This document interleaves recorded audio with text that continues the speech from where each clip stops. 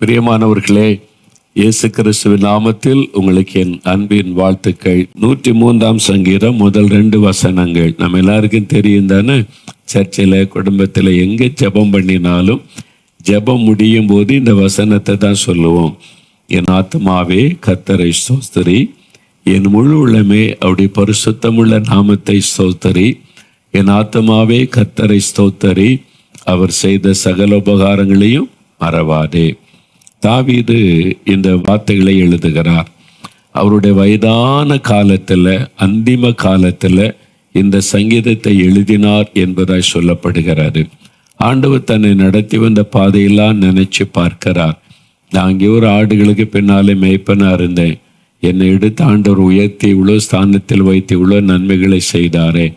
அதையெல்லாம் நினைத்து பார்க்கும்போது அவர் உதட்டில் ஆண்டவரை துதிக்கலை, ஆத்மா முழு இருதயத்தோட அவர் தன் ஆத்மாவோடு பேசுகிற ஆத்மாவே கர்த்தரை துதி.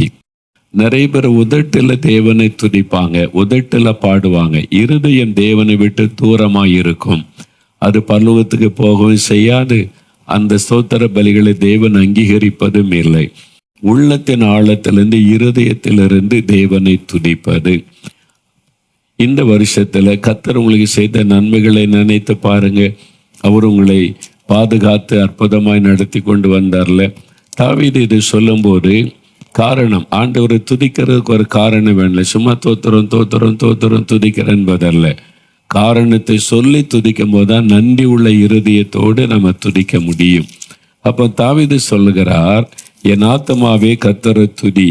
ஏன் அப்படின்னா அடுத்த 3 வசனத்துல சொல்றார், அவர் உன் அக்கிரமங்களையெல்லாம் மன்னித்தாரே, அதற்காக அவரை ஸ்தோத்திரம் பண்ணு. உன் நோய்களையெல்லாம் குணமாக்கினாரே, அதற்காக அவரை ஸ்தோத்திரம் பண்ணு. உன் பிராணனை அழிவுக்கு விலைக்கு மீட்டாரே, அதற்காக ஸ்தோத்திரம் பண்ணு. உன்னை கிருபையினாலும் இரக்கங்களினாலும் முடிசூட்டினாரே, அதற்காக ஸ்தோத்திரம் பண்ணு. நன்மையினால் உன் வாயை திருப்தியாக்குகிறாரே, அதற்காக ஸ்தோத்திரம் பண்ணு. கழுகுக்கு சமானமாய் உன் வயது திரும்ப வாழ வயது போல் ஆகிறது, அதற்காய் ஸ்தோத்திரம் பண்ணு. அப்போ என் ஆத்மாவே கர்த்தரை ஸ்தோத்திரம்னு இந்த வசனத்தை சொல்லும்போது இந்த 3 வசனமும் கண் முன்னால நிற்கணும். 6 காரியங்கள் இதை மனதில் வச்சுதான் என் ஆத்மாவே கர்த்தரை ஸ்தோத்திரி, என் முழு உள்ளமே அவருடைய பரிசுத்த நாமத்தை ஸ்தோத்திரின்னு ஸ்துதிக்கணும். ஏன்னா இந்த வருஷத்துல நம்ம செய்த பாவத்துக்கு ஏற்ற தண்டனை கொடுத்திருந்தா யாராவது உயிரோடு இருக்க முடியுமா?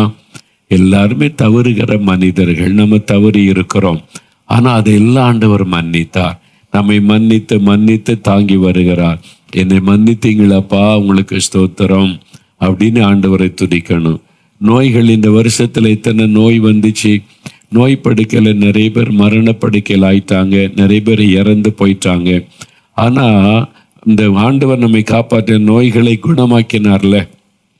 நோய் வந்தது உண்மை, ஜெபித்தோஸ் ஆண்டு சோமாக்கிட்டார்ல, அதை நினைத்து ஆண்டவருக்கு நன்றி. நோய்களை எல்லாம் குணமாக்கினீங்க, அந்த ஒரு நன்றி, ஆண்டவர் செய்த நன்மையை நினைத்து ஆண்டவருக்கு நன்றி சொல்லுவது. ஒரு பிராணன் அழிவுக்கு விலக்கி மீட்டார். எத்தனை ஆபத்துகள் உலகத்துல பாருங்க, விமான விபத்துல மரிச்சாங்க, குண்டு வெடிப்புல மரிச்சாங்க, இயற்கையினால வெள்ளத்தினால் அநேகர் மரிச்சாங்க, இது மாதிரி மண் சரிவுனால நிறைய பேர் மரிச்சாங்க. எத்தனை பாதிப்பு உலக அளவில், இந்தியாவிலே சரி பல வெளிநாடுகளே சரி, லட்சக்கணக்கான பேர் இயற்கையினால் அழிஞ்சாங்க, எத்தனையோ பாதிப்புகள். ஆனா தேவன் கிருபையாய் நம் ஜீவனை பாதுகாத்தார்ல. யோசித்து பாருங்க, எத்தனை ஆபத்து வந்தது, கர்த்தர் பாதுகாவும். பிராணனை அழிவுக்கு விலக்கி மீட்டார். கிருபையினாலும் இரக்கங்களினாலும் முடிசூட்டினார். இன்னைக்கு அவருடைய கிருபை, அவருடைய இரக்கம் நம்முடைய தகுதியினால தான் நம்மளை பாதுகாக்கிறார் நினைக்கிறீங்களா? நமக்கு என்ன தகுதி இருக்கிறது ஆண்டவருடைய சமூகத்தில் போவதற்கு? ஒன்லி அவருடைய கிரேஸ், அவருடைய கிருபை, அவருடைய இரக்கம். அதனால ஆண்டவர் நம்மை பாதுகாக்கிறார். அந்த கிருபை இரக்கத்தை நினைத்து நன்றி சொல்லணும். கிருபை என்றால் தகுதியற்ற ஒருவனுக்கு தேவன் காண்பிக்கிற தயவு. உங்க குடும்பத்துக்கு தேவன் கிருபை பாராட்டினார்ல, அதை நினைச்சு பாருங்க. எங்க குடும்பத்துக்கு நீங்க பாராட்டின கிருபை பெரிது ஆண்டவரே. என் பிள்ளைகளுக்கு, என் குடும்பத்துல நாங்க செய்த தப்புக்கு தண்டனை கொடுத்திருந்த அழிஞ்சு போயிருப்போம், நீங்க கிருபையா இருந்தீங்க, எங்களுக்கு இரக்கம் காட்டினீங்க, உங்களுக்கு ஸ்தோத்திரம். அப்படி நன்மையினால் உன் வாயை திருப்தியாக்கி இந்த வருஷத்துல எத்தனை நன்மை ஆண்டவர் செய்தார். எங்க குடும்பத்துக்கு இயேசு ஒரு நன்மை செய்யலை அப்படின்னு யாராவது சொல்ல முடியுமா? யோசிங்க.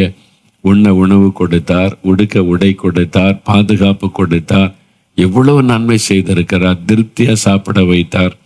இந்தியாவில் தினமும் 30 கோடிக்கு மேலே இரவு சாப்பாடு இல்லாமல் பசியோடு படுக்கைக்கு போகிறாங்கன்னு ஒரு கணக்கெடுப்பு சொல்லுகிறாரு.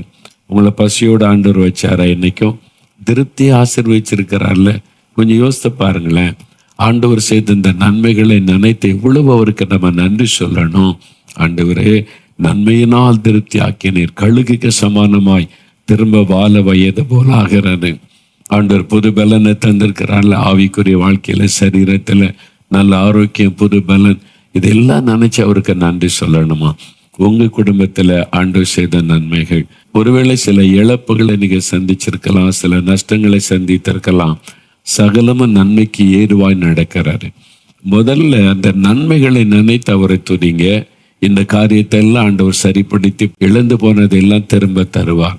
நன்றி இல்லாதவர்களை கர்த்தர் ஆசீர்வதிக்க முடியாது. நன்றி உள்ளவர்களைத்தான் கர்த்தர் ஆசீர்வதிப்பார். அப்ப நீங்க நன்றியோடு கூட ஆண்டவரை துதிக்கணும். இப்போ ஒரு 5 நிமிடம் ஆண்டவருக்கு நன்றி சொல்லி அவரை துதிக்க போகிறோம். உங்க தெருவில் இருக்கிற மக்களுக்காக அவரை துதிங்க. உங்களை நேசிக்கிற மக்கள் இருக்காங்கல்ல, உங்க கூட வேலை பார்க்குறவங்க, உங்க சபை பாஸ்டர், சபையில் இருக்கிறவங்க மேல அன்பு கூறவங்க இருக்கிறாங்க, எல்லாத்துக்காக ஸ்தோத்திரம் பண்ணுங்க. இந்த தேசம் ஒரு நல்ல தேசத்துல கர்த்தர் நம்மை வைத்திருக்கிறார்.